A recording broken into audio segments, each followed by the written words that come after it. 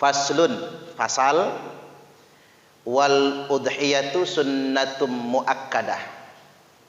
Dan berkorban itu hukumnya sunnah muakkad. Sunnatum muakkadah. Sunnah yang sangat ditekankan bagi yang mampu. Jadi nggak ada ulama yang mengatakan kurban wajib ya Pak. Jadi kalau ada yang menceramahkan kurban wajib, abaikan. Karena sesuatu yang wajib nggak bisa diganti, nggak bisa diabaikan, harus dikerjakan. Karena bahasanya mangkana lahu sa'atun falam yudhi. Nah bahasanya barang siapa yang mampu berkorban dalam pengertian punya uang untuk beli kambing di tanggal 10 Zulhijjah sampai 13 Zulhijjah. Jadi kalau kita punya uang cukup untuk beli seekor kambing, yang kambing itu cukup untuk umur berkorban, harga rata-ratanya misalnya 1,5 juta, 2 juta atau sampai 3 juta, maka siapapun orangnya ketika dia punya kemampuan di 4 hari itu, maka sunnah muakkad baginya untuk berkorban. Makanya kalau dia wajib ini tanpa terkecuali, karena dia hukumnya sunnah muakkad, sunnah yang ditekankan. Sunnah muakkad itu masih boleh ditinggalkan kalau punya alasan. Saya ambil contoh. Salat subuh itu wajib, fardhu ain. Apapun alasannya nggak boleh meninggalkan salat subuh. Makanya kalau orang bangun kesiangan wajib diqodho. Salat subuhnya itu wajib diqodho karena subuhnya wajib. Tetapi salat tahajud itu hukumnya sunnah muakkad. Sunnah muakkad. Boleh tertinggal atas alasan. Apa alasannya? Mungkin kesubuhan, atau mungkin sedang kecapean, atau mungkin karena memang kurang tidur, atau mungkin karena sedang sakit. Karena dia sunnah muakkad. Sama kayak kurban, maka hukumnya nggak bisa jadi wajib. Hukumnya tetap sunnah muakkad menurut kesepakatan jumhur ulama. Dengan demikian atas alasan tertentu kita boleh meninggalkannya kalau punya alasan. Ya kalau orang nggak mampu wajar Pak, jelas alasannya kan. Contoh begini, kita kaya tapi dalam waktu bersamaan sedang bayar daftar ulang anak untuk masuk fakultas kedokteran. Biayanya misalnya 200 juta. Jadi memilih tidak berkorban karena uang yang ada dialokasikan buat daftar ulang anak kuliah. Boleh. Walaupun dia kaya karena ada alasan.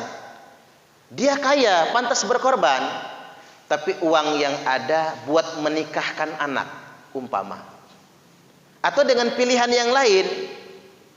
Dia kaya, tapi begitu dilihatnya karena masa pandemi COVID-19 ini, banyak tetangga dan keluarga dia terdampak corona. Yang ada yang usahanya macet, ada yang gak bisa kebeli beras. Nah uang yang dia gunakan tadinya untuk berkorban, dia alihkan untuk beli sembako misalnya, dibagi ke tetangganya atau saudaranya, boleh. Tapi jangan begini kalimatnya, berkorbannya diganti dalam bentuk sembako. Bukan begitu. Karena korban gak bisa diganti. Korban ya korban. Tapi orang boleh memilih.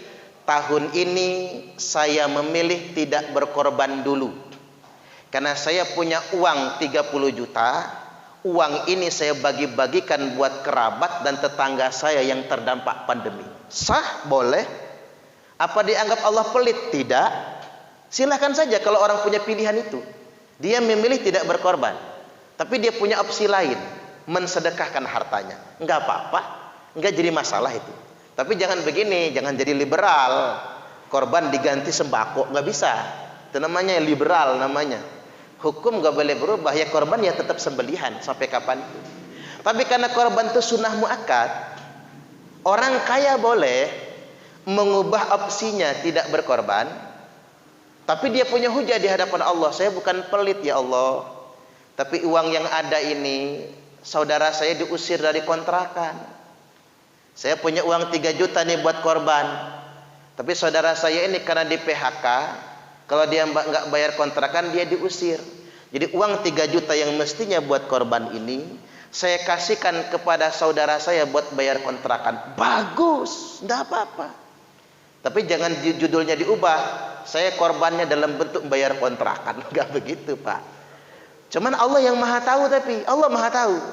Oh, dia ngambil nilai strategisnya, nilai kemanfaatannya, membantu kerabatnya bayar kontrakan. Tetap Allah pasti melipat gandakan pahalanya itu. Karena dilihat nilai strategisnya apa. Karena posisi korban itu sunnah muakkad, bukan wajib. Tapi kalau wajib, ya nggak bisa lah. Nanti sholat subuh diganti duit gitu, ya nggak bisa lah. Sholat zuhur diganti zakat, ya nggak bisa. Namanya ibadah wajib. Kalau ndak bisa terlalaikan maka diqadha. Baik, saya lanjutkan. Wa yujzi'u fihal jaza'u minadh dhani. Dan diperbolehkan berkorban itu hewan al jaza'u minadh dhani. Kalau biri-biri yang dia sudah jenisnya al-jaza'. Al-jaza' ini biri-biri yang umurnya 1 tahun au qarabah, atau mendekati 1 tahun. Jadi enggak 1 tahun betul enggak apa-apa, Pak. Bahkan ada yang mengatakan 6 bulan lebih boleh. Kalau dia biri-biri tapi. Terutama yang dipilih yang sudah poel giginya, sudah tanggal giginya. Watani minal ma'zi. Nah, kalau kambing kita, kambing Jawa orang nyebutnya ya, kambing nasional ini umurnya ma'au pasanatan wa dakhala fitaniyah. Umurnya sudah genap 1 tahun, masuk tahun kedua. Jadi nggak boleh kurang dari 12 bulan maksudnya. Watani minal bakar. Sapi juga begitu. Sapi itu cukup umurnya ma'au pasanatain, 2 tahun. Wadakhala fi tsalitsah, masuk tahun yang ketiga, enggak boleh kurang. Selanjutnya watani minal ibil. Unta juga begitu. Nah, unta ini rata-rata ulama bersepakatnya itu ma'aufa arba'a sanawatin, 4 tahun. Wadakhala fil khamisah, masuk tahun yang kelima. Cuman enggak ada orang Indonesia korban unta di Indonesia, Pak. Kemahalan ngangkutnya dari Arab sana. Kalau sapi banyak. Terus varian sejenis sapi boleh semua. Sapi perah, sapi Bali, kerbau, itu sama. Dia jenis varian sapi semua.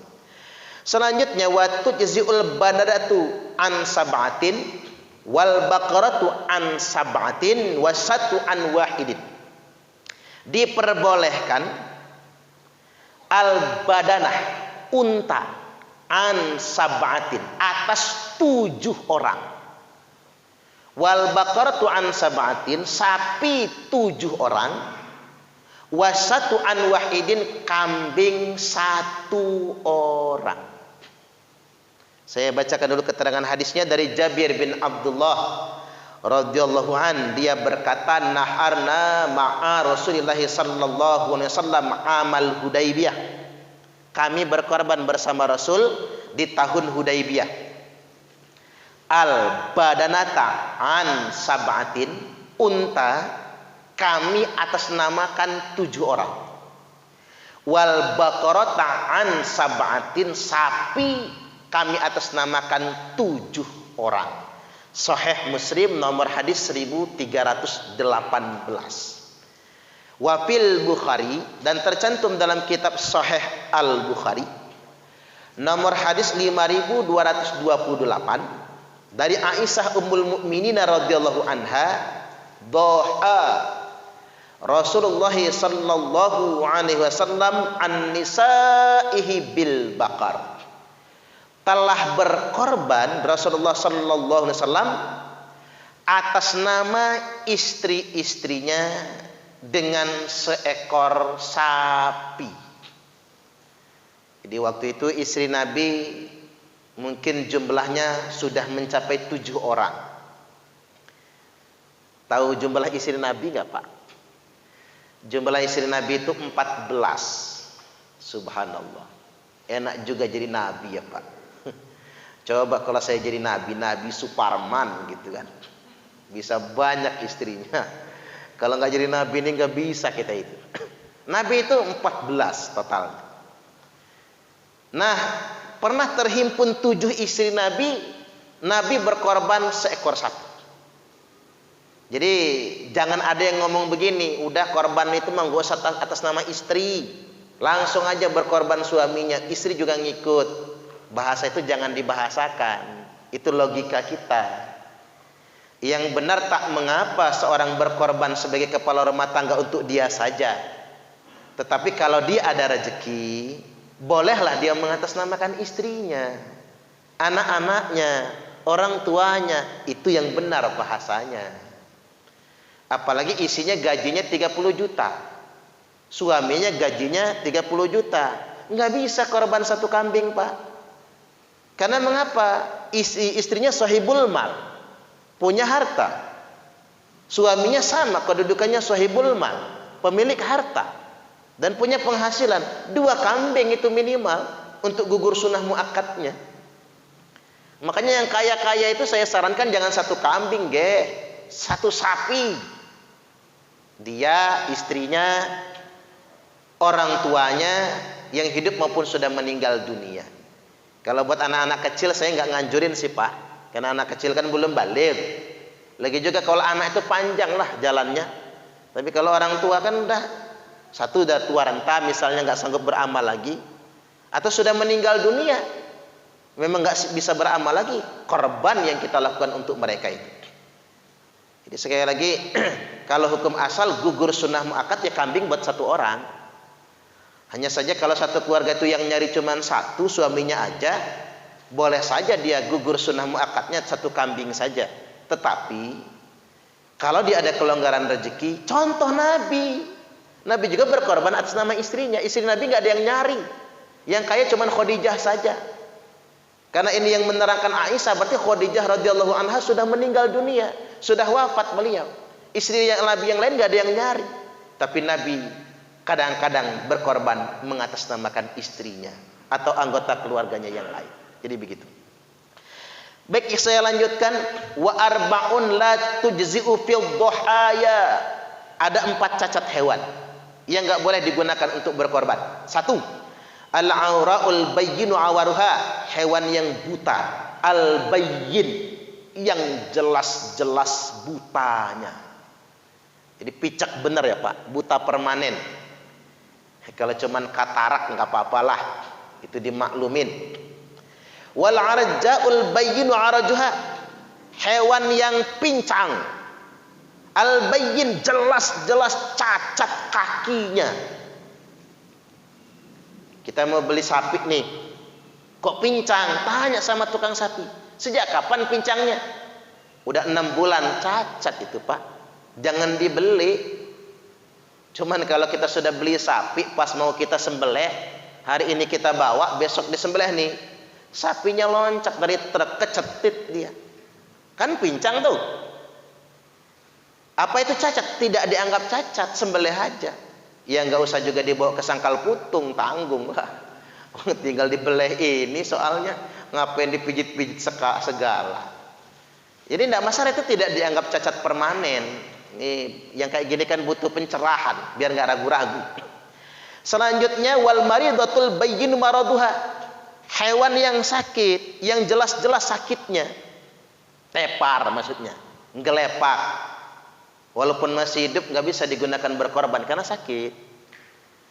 Untuk kalimatnya al bayyin. Kalau nggak ada kata al bayyinnya ini, pilek aja nggak bisa dikorbankan nanti karena sakit kan. Jangan-jangan sapinya kena corona nih, bersin-bersin umpama, nggak dikorbankan. Tidak, al-bayyin itu sakit parah sudahan.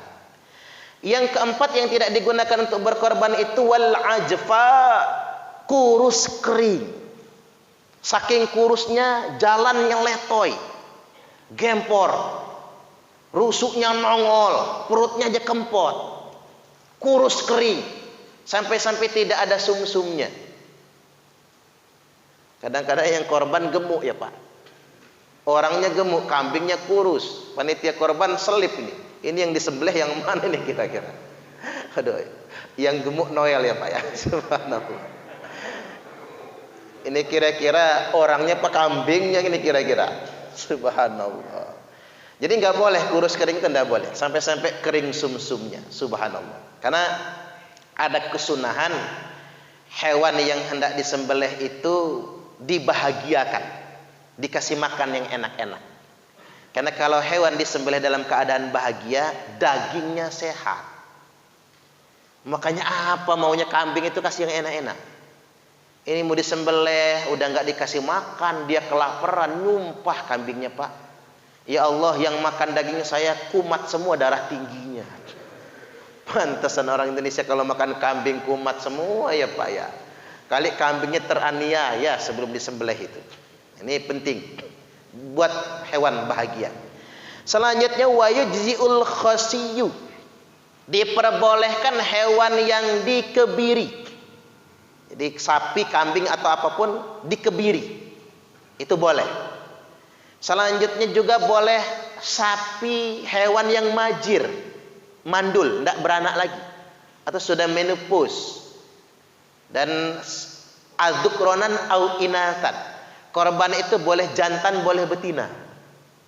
Jadi jangan ribut kok sapi yang dibeli betina, tidak apa-apa. Kalau ada alasan apa, dagingnya lebih gede, harganya lebih murah, nggak apa-apa. Memang begitu kaidah hukumnya, boleh jantan, boleh betina. Ini kalau orang awam itu pikirnya harus jantan bener Pak. Iya si jantan bagus. Karena Nabi itu diriwayatkan afdhul udhiyati makanat kabsan akorna fahlan. Nabi itu kalau korban kambing jantan, tanduknya melengkung, gagah, kelihatan kejantanannya. Jadi kambing itu makin jantan makin bagus. Makin, kalau kata orang Sumatera Pak, makin kanji makin bagus. Begitu dia lihat kambing betina main tumbur, nah ini bagus nih. Nggak tahu kalau laki-laki, bapak-bapak yang ganjen dan kanji ya Pak, bagus nggak kira-kira dikorbankan itu? Kalau kambing bagusnya itu, tapi yang betina boleh. Terutama kalau sapi betina yang nggak beranak, itu dagingnya banyak. Yang penting dia nggak beranak. Tapi kalau sapi betina habis melahirkan jangan dikorbankan Pak, dikit banget dagingnya itu. Tapi kalau betina dia nggak beranak, apalagi penggemukan gede banget, harga lebih murah, boleh saja. Selanjutnya wal maksurul qarni, boleh hewan yang retak tanduknya atau gompel tanduknya, itu boleh. Hewan yang gompel tanduknya, mungkin kambingnya berantem, gompel tanduknya, tidak dianggap cacat. Yang nggak boleh itu wala yujziul maqtu'atul udun waddanab. Tidak boleh yang putus telinga. Al maqtu'ah itu putus. Putus telinga atau putus ekornya, tidak boleh. Kalau telinganya cuman sobek masih boleh, tapi kalau putus bahasanya maka nggak boleh. Ekornya juga begitu, yang putus tidak boleh. Selanjutnya wa waktu dzabhi, waktu menyembelih. Min waktu sholatil Id, dari waktu sholat Idul Adha. Nah, kalimatnya bukan setelah Idul Adha, bukan. Dari waktu sholat Idul Adha. Karena orang haji nggak nunggu sholat Id nyembelihnya. Karena jamaah haji nggak sholat Id soalnya. Jamaah haji itu begitu dia lempar jumrah Aqabah di Mina tanggal 10 Zulhijjah, tahallul, saat itu dia menyembelih korban. Itu jamaah haji. Karena jamaah haji memang tidak sholat Id. Yang sholat Id itu kan orang yang tidak haji, yang di Masjidil Haram sholat Id itu. Jadi makanya boleh langsung menyembelih. Makanya ada hadis Pak, idza ra'aitum hilala dzilhijjah wa arada ahadukum ayuddahi falyumsik an sa'rihi wa azfarihi. Apabila salah seorang di antara, apabila kalian melihat hilal bulan Zulhijjah tanggal 1 Zulhijjah, Sabtu malam minggu kemarin kan, kalau kalian melihat hilal bulan Zulhijjah dan salah seorang di antara kalian hendak berkurban, hendaklah dia mencegah dirinya dari kukunya dan dari bulunya atau rambutnya. Itu sebetulnya konteksnya terkait dengan jamaah haji yang sekaligus hendak berkorban. Dari tanggal 1 Zulhijjah dia tidak motong kuku, tidak motong rambut lagi. Nanti sekalian begitu dia tahallul, motong kurban saat itu. Jadi tidak digeneralisir untuk yang kita-kita di sini gitu sebetulnya. Toh juga kalau mau digeneralisir untuk kita-kita di sini cuman makruh saja hukumnya. Jadi kalau bapak-bapak mau korbanin nanti potong kuku, potong rambut nggak apa-apa, nggak rusak korbannya, nggak jadi masalah. Cuman konteks ini saya memilih pendapat ulama, konteks hadis itu bukan terkait dengan orang yang di negeri masing-masing, tapi terkait dengan orang yang haji. Karena disampaikan oleh Nabi itu di haji wada itu. Disampaikan untuk para sahabat yang sedang naik haji bersama Nabi yang hendak berkorban. Itu maksudnya. Ini memang hadis itu memang harus proporsional sih Pak. Sama kayak larangan menyimpan daging kurban lebih dari 3 hari. Walaupun hadisnya sahih, tapi kalau memakainya di konteks sekarang salah lah. Wong kita ini belum dimasak. Dimasaknya setelah seminggu kemudian misalnya, masukin freezer dulu kan.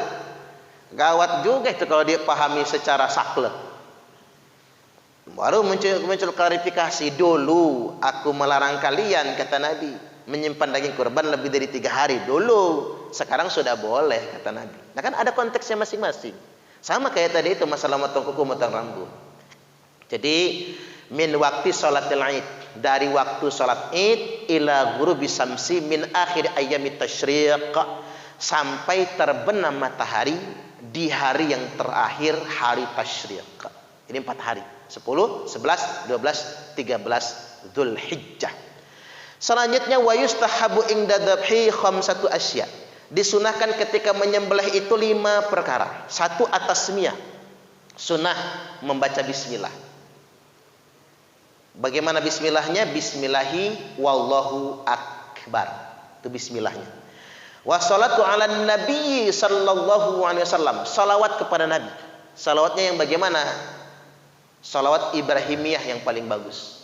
Allahumma shalli ala sayyidina Muhammad wa ala ali sayyidina Muhammad sampai fil alamina innaka hamidun majid. Salawat. 3, wastiqbalul qiblah, ngadep kiblat. Baik hewan kurbannya maupun orang yang menyembelihnya. Kalau hewan yang dirobohkan, kepalanya di selatan, ekornya di utara. Karena posisi kepala di sebelah kiri tangan penyembelih. Itu kalau hewannya dirobohkan. Tapi kalau jenis unta, kan unta tidak dirobohkan.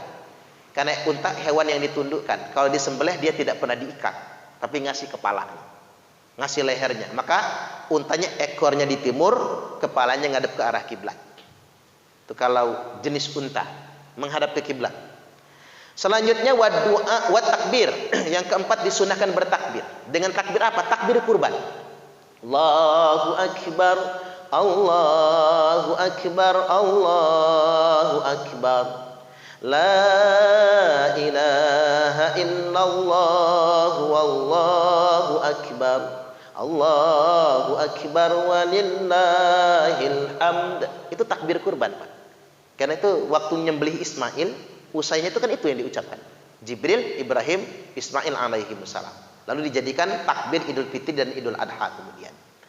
Selanjutnya wa du'a bil qabul. Berdoa agar dikabulkan.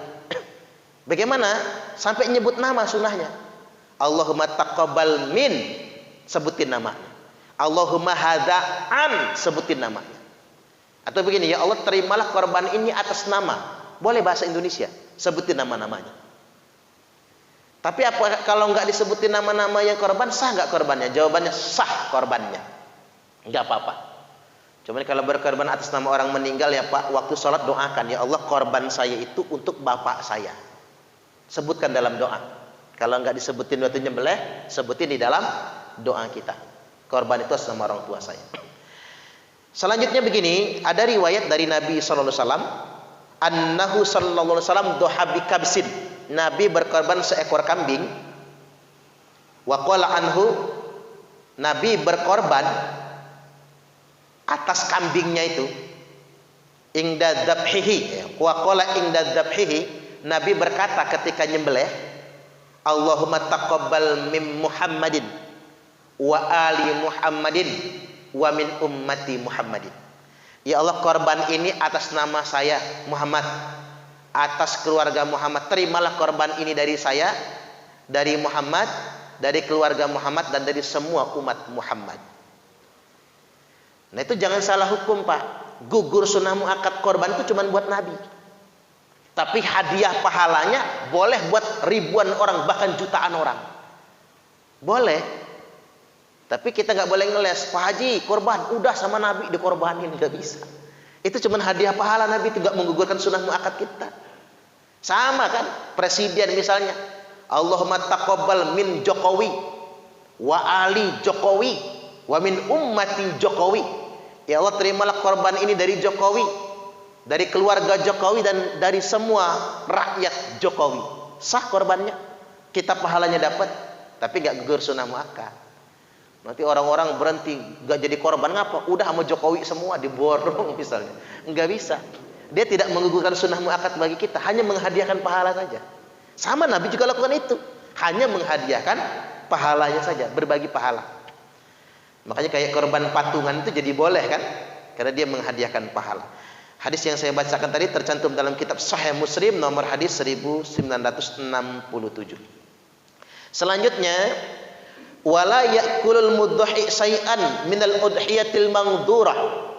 Orang yang berkorban tidak boleh makan korban nadarnya. Jadi orang yang berkorban tidak boleh makan korban nadarnya. Tidak boleh. Korban nazar itu contoh apa? Kena COVID kemarin misalnya Pak, positif. Di rumah sakit, di ruang isolasi itu nadar, ya Allah, kalau sebelum Idul Adha saya sembuh, maka saya nadar kurban sapi. Umpama, maka yang nadar tidak boleh makan kurban. Kalau dia sembuh betul dan dia menyembelih seekor sapi misalnya, karena nadar, jadi nggak boleh makan kurban nadar. Tapi boleh kalau kurban biasa. Wa ya'kulu minal udhiyatil mutatawwi'i biha. Boleh makan kurban sunnah biasa. Kurban biasa boleh makan. Ya, kalau ngomong begini ya, kalau ada rezeki pengen korban, itu tidak dianggap nadar. Itu sunnah biasa. Nazar itu ada gantungannya. Kalau anak saya terima PNS, saya nadar kurban kambing. Itu nadar itu namanya. Ada gantungan. Kabul betul misalnya. Maka itu nadar. Baik, sampai di sini kita buka dulu tanya jawab. Pertanyaannya bebas, saya persilahkan.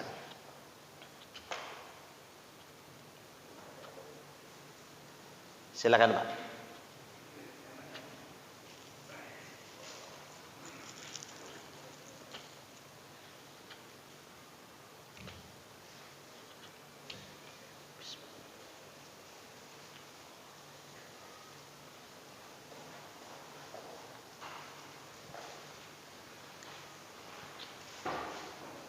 Silakan. Oh, nunggu mikrofon ya.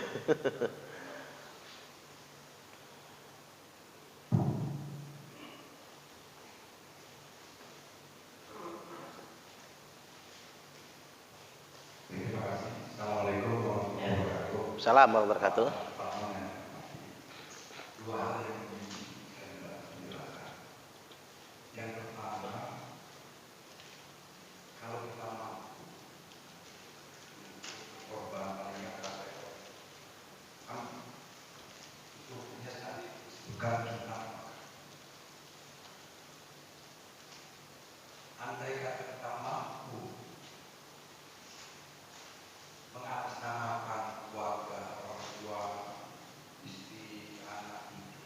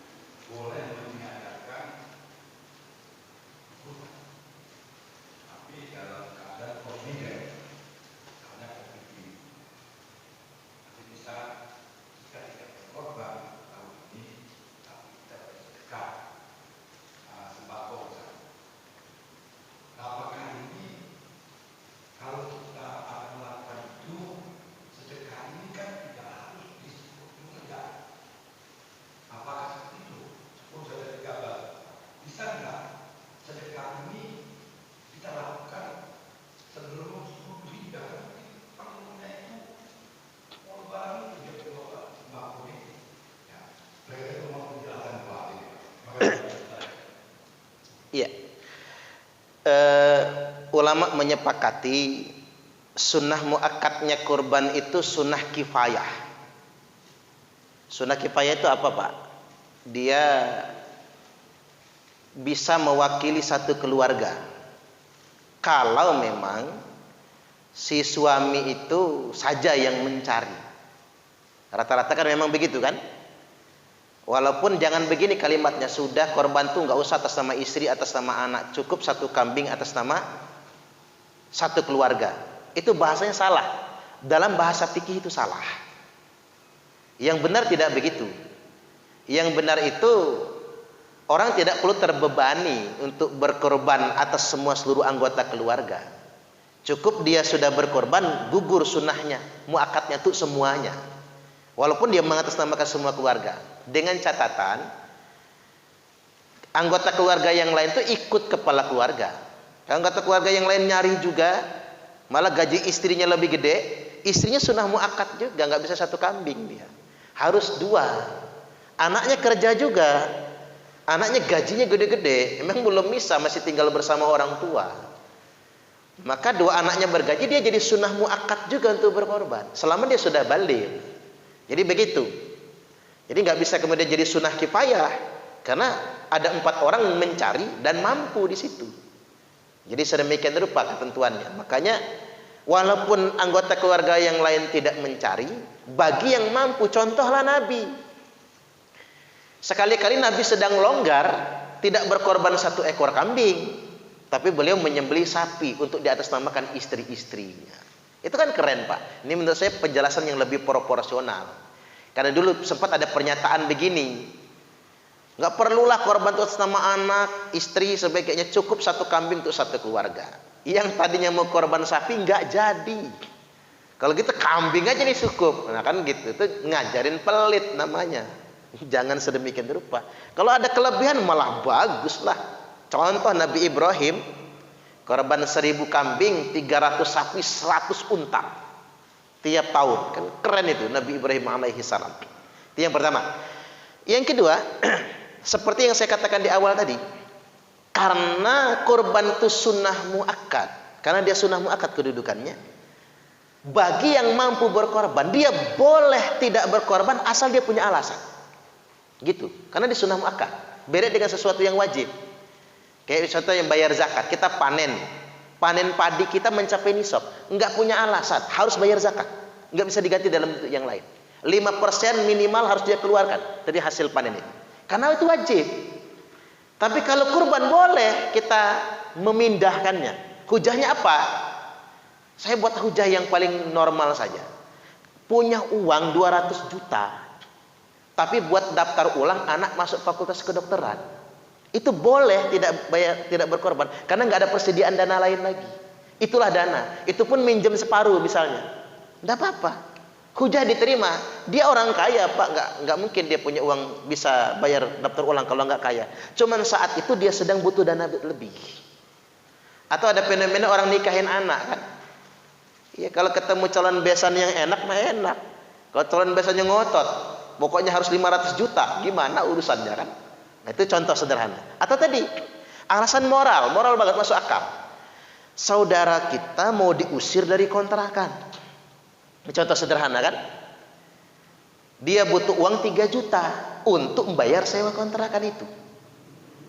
Nah, sedangkan kita punya uang segitu untuk korban. Kita putuskan, sudah saya nggak korban, tapi uang ini untuk bayar kontrakan saudara tadi itu.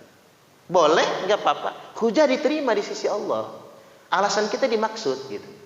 Sama tadi itu, ada kebutuhan mendesak dari tetangga misalnya, atau kerabat misalnya, Pak, yang dia butuh makan, butuh beli beras.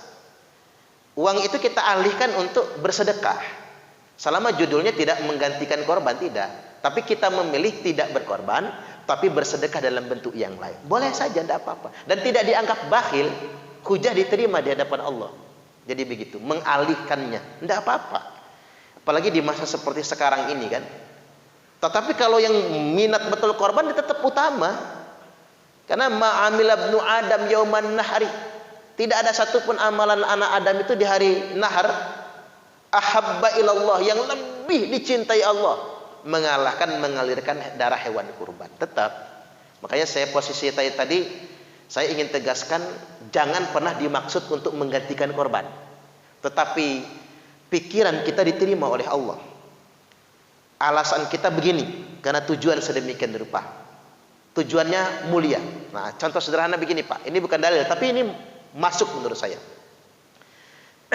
Yang Syekh Abdullah bin Al-Mubarak, beliau naik haji. Tertidur di Masjidil Haram, didatangi 2 malaikat. Syekh, ada berapa yang naik haji tahun ini? 300.000. Kalian siapa nanya-nanya? Kami malaikat. Nanya kata dia, dari 300.000 orang ini yang sudah diterima hajinya berapa? Baru 1 orang. Jangan-jangan gua nih pikirnya. Mohon maaf Syekh, orang itu yang sudah diterima hajinya malah nggak jadi berangkat haji. Kecewa betul dia. Semua yang berangkat itu belum diterima, malah nggak jadi yang sudah diterima ini. Terbangun dari tidurnya, singkat cerita setelah menyempurnakan haji, selesai tahallul kubra, selesai tawaf ifadah, dia tertidur lagi. Datang 2 malaikat yang kemarin, Syekh, berhentilah dari kesedihanmu, karena 300.000 orang yang naik haji tahun ini sudah diterima semua, termasuk Anda.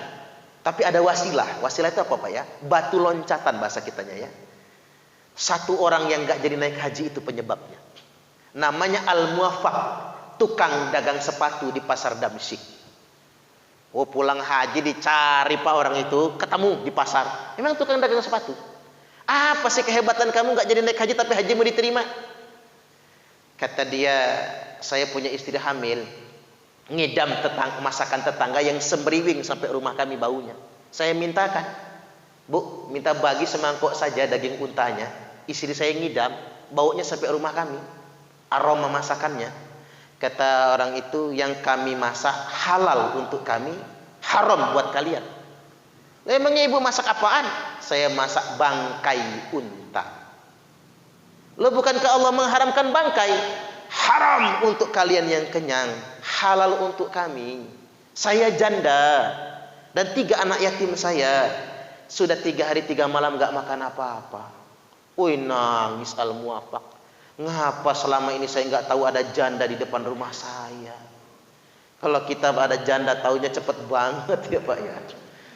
Dia pulang ke rumah Al-Muwaffaq ini Pak, ongkos naik hajinya tahun itu diambil semua. Kata dia sama istri, nggak jadi saya naik haji tahun ini, tahun depan saja. Lu ngapa? Ada janda depan rumah kita dan 3 anak yatim, kok kita lalai nggak ngasih makan dia? Diserahkan semua ongkos naik hajinya.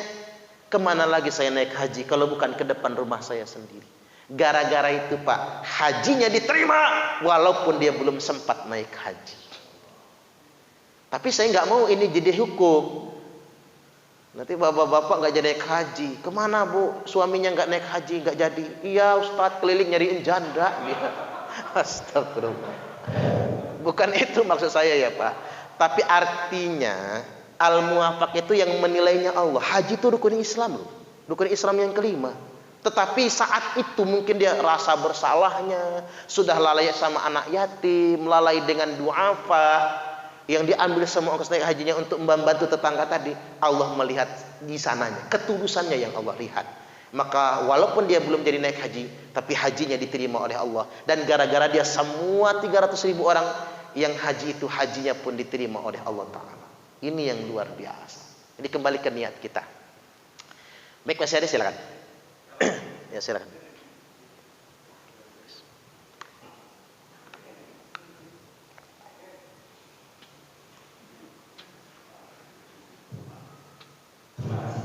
Ya.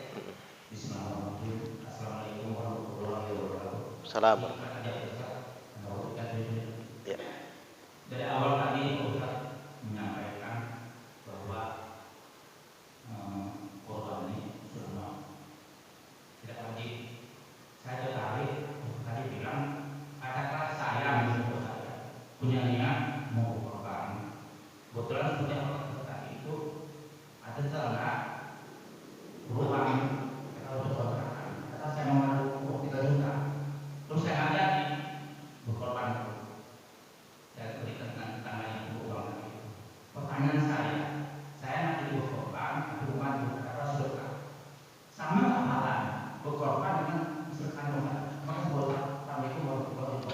Waalaikumsalam warahmatullahi wabarakatuh. Iya, kalau ngambil ke kaidah di ketentuan di hadis Nabi, bunyinya itu jelas sekali begini, Pak.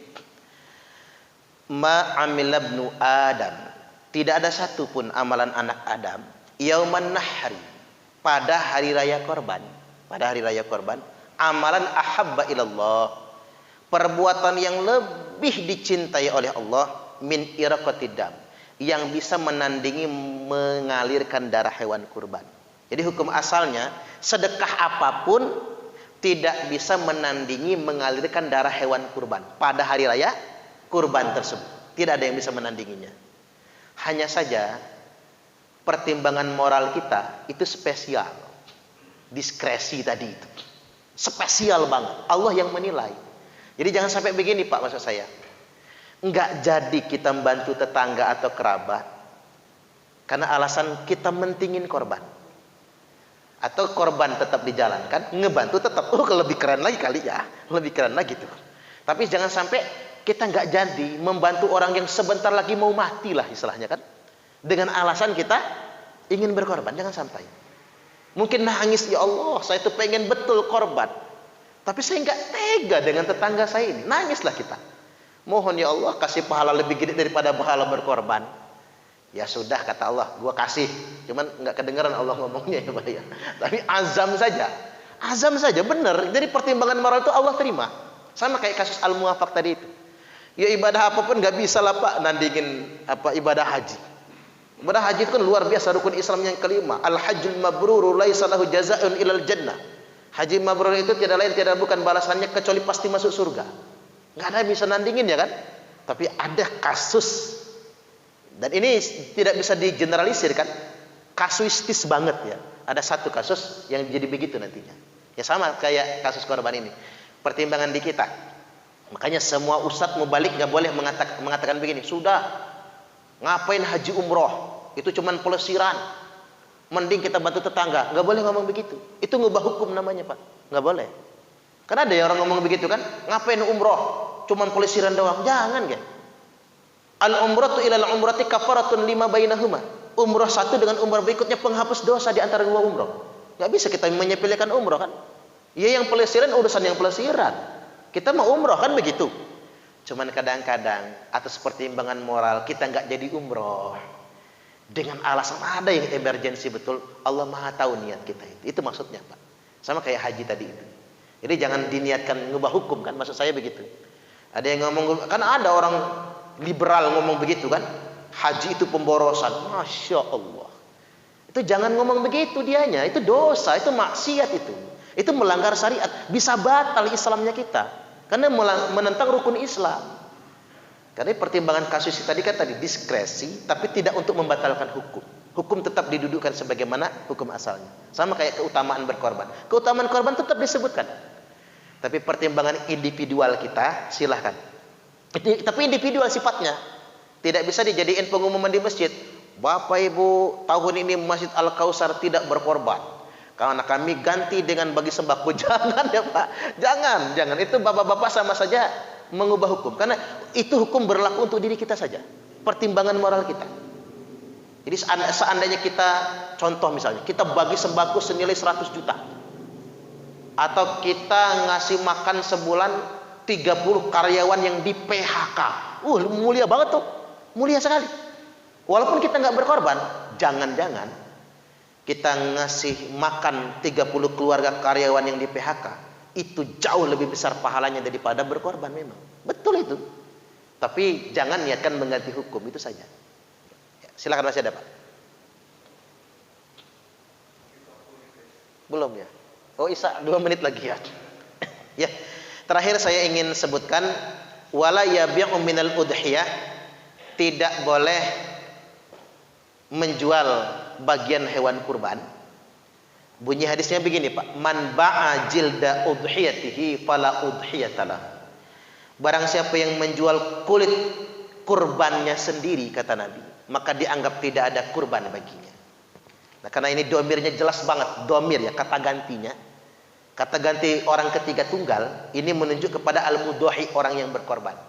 Artinya orang yang berkorban tidak boleh menjual kulit hewan kurbannya sendiri. Kalau dia lakukan itu tidak ada kurban baginya. Tapi kalau yang ngejual orang yang nerima boleh aja. Yang nerima boleh. Yang nggak boleh ngejual itu yang berkorban. Ya tadi makanya harus diakadkan kalau diserahkan ke panitia. Iya, maka masih sah dia berkorban. Tapi akad aja Pak kalau mau aman. Pilih panitia yang nggak korban. 3 orang, misalnya Ustadz Mudawi misalnya. Yang ini 10 kulit sapi ini diserahkan ke Ustadz Mudawi, diberikan oleh Ustadz Mudawi, dijual boleh, nggak apa-apa. Dijual hasil penjualnya masuk kantong semua, nggak apa-apa. Tapi dimusuhin sama teman-temannya. Jadi uang penjualannya buat apa? Terserah. Ingat, yang penting uang penjualan tidak kembali ke kantong yang berkorban. Selama untuk fakir miskin atau kemana silakan. Sudah sedekah yang nerima itu. Jadi demikian ya penjelasannya Pak. Jadi jangan ragu tentang perkara itu. Mau dibagikan silakan. Mau dijual, yang penting yang menjual bukan orang yang berkorban, tapi orang yang menerima. Tidak masalah itu. Baik, demikian. Mudah-mudahan ini semua bermanfaat. Nanti nonton ada di YouTube ya Pak penjelasan ini. Tapi jangan lupa di subscribe ya. Biar viewersnya banyak gitu ya. Baik, subhanakallahumma wa bihamdika asyhadu an la ilaha illa anta astaghfiruka wa atubu ilaik. Wallahul muwaffiq ila aqwamit thoriq. Wassalamualaikum warahmatullahi wabarakatuh.